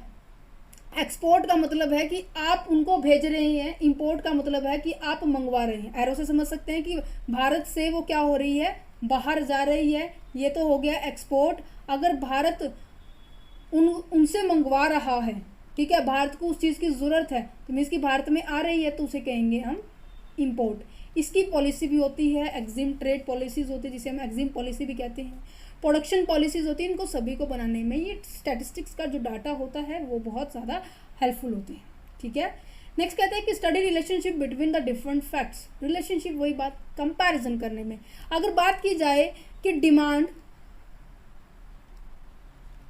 और प्राइस के बीच में कैसा रिलेशनशिप है, सभी बता देंगे नेगेटिव है भाई, इसमें कोई पूछने की बात है मैम, ये तो हम बचपन से पढ़ते आ रहे हैं। अच्छा जी, क्यों है, वाई, कैन यू एक्सप्लेन। ये एक्सप्लेन होगा आपके रिग्रेशन में, ये आपका स्टैटिस्टिक्स में ही टॉपिक है। ये तो बता देगा कोरिलेशन की पॉजिटिव रिलेशनशिप है, नेगेटिव रिलेशनशिप है या अपोजिट रिलेशनशिप है ना। तो ये बताएगा, क्यों का आंसर आपका रिग्रेशन देगा, ठीक है जी। तो रिलेशनशिप हो गया, कंपैरिजन हो गया, ये सभी चीज़ें हम क्या कर सकते हैं, स्टैटिस्टिक्स में हमें मिल सकता है। नेक्स्ट कहते हैं कि statistics and large help in formulation and the testing the hypothesis. ये टॉपिक आपका नया है, ये पॉइंट आपका नया है। देखते क्या कह रहा है, वर्ड को समझे, पहले जो स्टेटमेंट लिखी हुई है उसको समझे। Statistics and large help in formulations, मदद करता है फॉर्मुलेट करने में, किस चीज़ की फॉर्मुलेट करने में, एंड टेस्टिंग हाइपोथेसिस। हाइपोथेसिस का मतलब क्या होता है, एक अपनी अजम्पशन। अब जैसे कि अब आपको ये पता चल रहा है अब्रॉड जाने वाले बच्चों की संख्या क्या है, दिन प्रतिदिन बढ़ती जा रही है, तो क्या आप ये एस्टिमेट लगा सकते हैं कि 2030 के अंदर भारत का आधे से ज़्यादा हिस्सा किसी और कंट्री में शिफ्ट हुआ मिलेगा, due to there is employment, है ना, कोई भी रीज़न हो सकता है ना। तो क्या है, क्योंकि वहाँ की करेंसी की वैल्यू ज़्यादा है, हमारी करेंसी की वैल्यू कम है। आज डॉलर की वैल्यू 81 पॉइंट समथिंग है, परंतु भारत की अगर आपको $1 कमाना है ना, $1 लेना है उनका, तो आपको अपने 81 प्लस रुपीज़ देने पड़ेंगे। मतलब कि अपने रुपए ज़्यादा हैं, उनका $1 है, तो अपने रुपए की वैल्यू क्या है, कम है। तो टेंटेटिव एक अजम्पशन बनाना, एक अपनी सोच बनाना कि मेरे को लगता है कि जब जब काले बादल होंगे तब तब क्या होगी, बारिश होगी। भाई क्या पता काले बादल हो बारिश ना हो, समझ पा रहे? तो जब खुद की अजम्पशन होती है, अगर वो अजम्पशन जो टेंटेटिव जो अजम्पशंस होती है, अगर वो ट्रू निकल जाती है, ट्रू निकली तो क्या हो जाएगा, उससे क्या बन जाएगी, थ्योरी बन जाएगी। अगर वो फॉल्स निकली तो वही वो जीरो बेस पर आ जाएगी। ठीक है, स्टैटिस्टिक्स हमेशा स्टैटिस्टिक्स अजम्पशन करने में क्यों हेल्प करता है, क्योंकि जो प्रीवियस डाटा होते हैं, एक सेकेंड, पास्ट का या फिर हम कह सकते हैं प्रीवियस जो भी डाटा आपके पास होता है, उस डाटा के बेस को मानकर आप क्या करते हो, अजम्पशंस करते हैं। ठीक है, मुझे लगता है अब की बार तो ना इतना ऐसा कुछ हो सकता है। वो क्यों लगता है, जो आपकी इंट्यूशंस होती हैं, जो आपकी अंदर से आने वाली जो आवाज़ होती है, वो क्यों आती है, क्योंकि आपने जो कुछ चीज़ें फेस की हैं, ठीक है, उनके बेस पे, या फिर आपको जो नॉलेज है प्रीवियस, उनके बेस पे हो जाती है, जो प्रायर नॉलेज हम जिसे बोल सकते हैं। ठीक है, 7 पॉइंट आपका ये था। अब बात कर सकते हैं लिमिटेशंस की। अब मैं जब से बोले जा रही हूँ, ये केवल न्यूमेरिकल डाटा के ऊपर फोकस करता है ना। किसके ऊपर फोकस करता है, मैं देखो यहाँ पे ही आपको जो भी मैंने आपको यहाँ पे समझाया है ना,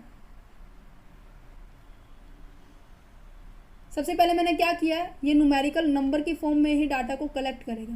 क्यों, जो बाकी ये क्वांटिटेटिव होता है, ना, क्यों, जो क्वालिटेटिव डाटा उसका कोई मेजर नहीं है। जो आपका क्वालिटेटिव डाटा होता है उसकी कोई इंपॉर्टेंस ही नहीं, उसको टोटली क्या किया गया है, इग्नोर किया गया है। क्यों भाई, इसके इन दोनों को मिलाकर ही तो फाइनल रिजल्ट हमेशा तैयार होता है, पता है आपको सभी को।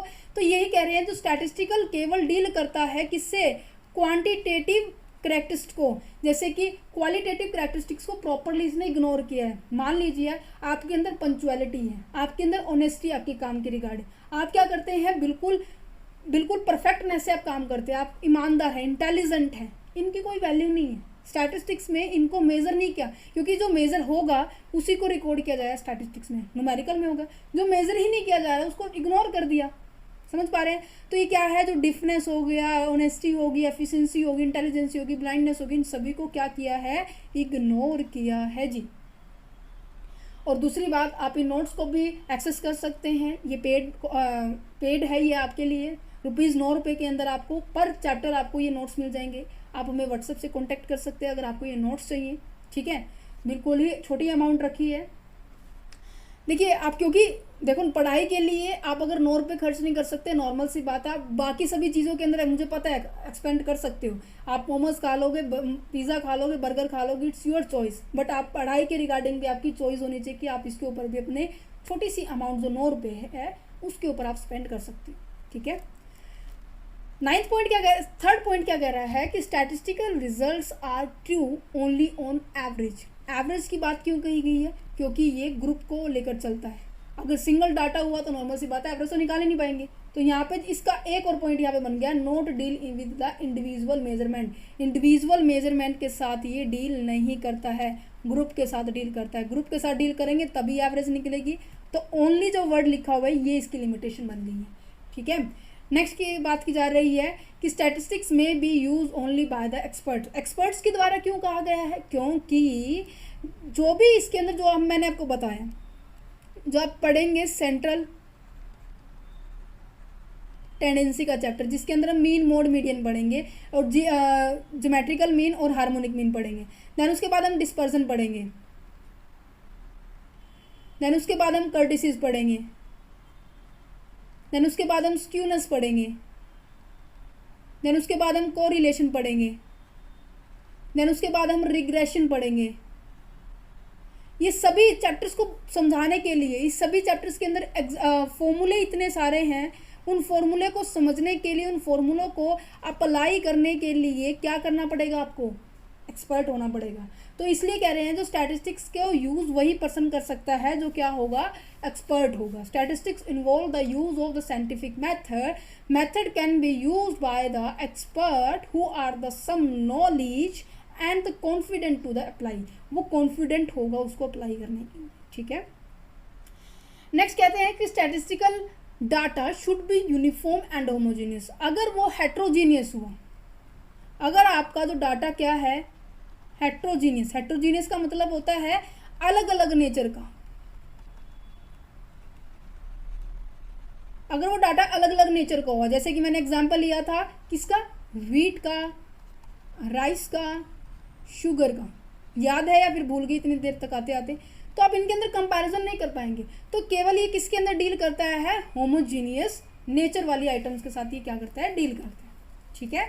नेक्स्ट अगर बात की जाए तो statistics is means and not a solution of problem. दो पॉइंट ऐसे हैं जो नए आए हैं, अदरवाइज उस डेफिनेशन से पूरे लिमिटेशंस, फीचर्स, ये सभी मैंने आपको कंप्लीट कराया। आप देख पा रहे होंगे कि ये सभी जो मैंने एग्जांपल दी है, मैंने अभी आपको पूरा चैप्टर बिल्कुल अच्छे एग्जाम्पल के साथ समझाया है। ये देखिए एग्जाम्पल, इस पूरे एग्जाम्पल की हेल्प से मैंने प्रोसेस समझाई। आपको बस ये दो चीज़ें याद रखनी है, एग्जाम्पल याद रखना है और ये जो आपको मैंने 4-5 पॉइंट बताई है, जो मीन्स की जो डेफिनेशन करवाई है आपकी बुक के अकॉर्डिंग दी हुई है। इस डेफिनेशन की हेल्प से आपको पूरा का पूरा कंसेप्ट आपको लर्न हो गया होगा। बस ये दो चीज़ है, एक तो आपकी टेंटेटिव अजम्पशंस की पॉइंट आया है और एक आपका कौन सा पॉइंट आया है, ये वाला पॉइंट, कि जो स्टैटिस्टिक्स है वो एक मीन है, साधन है, सोल्यूशन नहीं है। अगर आप इसको अप्लाई करोगे तभी आपको सोल्यूशन मिलेगा, कहने का मतलब ये है, ठीक है, जो कि हेल्प करता है। अगर आपके पास क्या है, with the help of the statistics we can reduce over losses as compare to eliminate the losses. ये कहते हैं ना कि आप अपनी विपत्ति को कम कर सकते हैं, बिल्कुल हटा नहीं सकते हैं। अगर आपने फ्यूचर के लिए कोई प्लान किया, मान लीजिए आपने कि कहीं पर आपने पैसों को इन्वेस्ट किया, अपने पास मान लीजिए 5 लाख रुपए थे, आपने इन पैसों को क्या कर दिया, म्यूचुअल फंड के अंदर आपने इन्वेस्ट कर दिया। 5 साल के बाद देखा आपके पास बिल्कुल भी पैसे नहीं है, आपको ज़रूरत पड़ी 10 लाख रुपए की, ठीक है। तो आपके पास ये क्या आया, एकदम से बर्डन आ गया। इस बर्डन को आप बिल्कुल हटा नहीं सकते, एलिमिनेट नहीं कर सकते, इसको रिड्यूस कर सकते हैं। रिड्यूस कैसे किया, आपने इस म्यूचुअल फंड के पैसे को आपने यहाँ लगा दिया, थोड़ा बहुत तो 50% तो रिड्यूस हो गया ना, बिल्कुल की बजाय 50% रिड्यूस। तो इसी तरह से स्टैटिस्टिक्स का जो डाटा होता है वो आपका यूज़ होता है किस चीज़ के लिए, लॉस को रिड्यूस करने के लिए, ना कि एलिमिनेट करने के लिए, ठीक है। ये जो सभी एग्जाम्पल आप बिल्कुल अच्छे से याद कर सकते हैं, समझ सकते हैं और नए एग्जाम्पल को भी खोज सकते हैं जब भी आपका पेपर हो तो उसके अकॉर्डिंग, ठीक है। ये डिफरेंट सिस्टम दिया हुआ, जैसे कि यहाँ पे कंपैरिजन का सिस्टम, ये आपका कंपैरिजन का है एग्जाम्पल, कि 2011 के अंदर जो सोलर एनर्जी के अंदर जनरेशन हुई थी वो कितनी थी और 2021 के अंदर देखिए वो कितनी है, देख पा रहे हैं। सबसे ज़्यादा चाइना की थी 2021 के अंदर, और चाइना यहाँ पर कौन से नंबर पे है आप देख पा रहे होंगे, ये है 1 2 3 4 5, यहाँ पे 5 नंबर पे है, यहाँ पर फर्स्ट नंबर पर है। तो चाइना ग्रोथ हो रहा है। इसी तरह से पॉपुलेशन की अगर बात की जाए 2023 के अंदर इंडिया की जो पॉपुलेशन है नंबर 1 पे आ गई है, 142 करोड़ 83 कुछ लाख है यहाँ पर, और जो सेकंड नंबर पे है चाइना, राइट, चाइना होगा, हाँ चाइना ही है, यहाँ पे है इंडिया, ठीक है। चाइना कितने पे है, 142 नहीं, मेरे हिसाब से इसकी इससे कम है, मुझे जितना पता है उससे कम है इसकी, बट इंडिया की 142 से प्लस है। तो आप देख पा रहे हो कंपैरिजन करने में जो डाटा होता है किसी भी फॉर्म में आप रिप्रेजेंट कर सकते हो। तो उम्मीद करते हैं जो मैंने अभी आपको ये चैप्टर समझाया है, ये चैप्टर आपको समझ में आ गया होगा। So thank you for watching this video and have a nice day.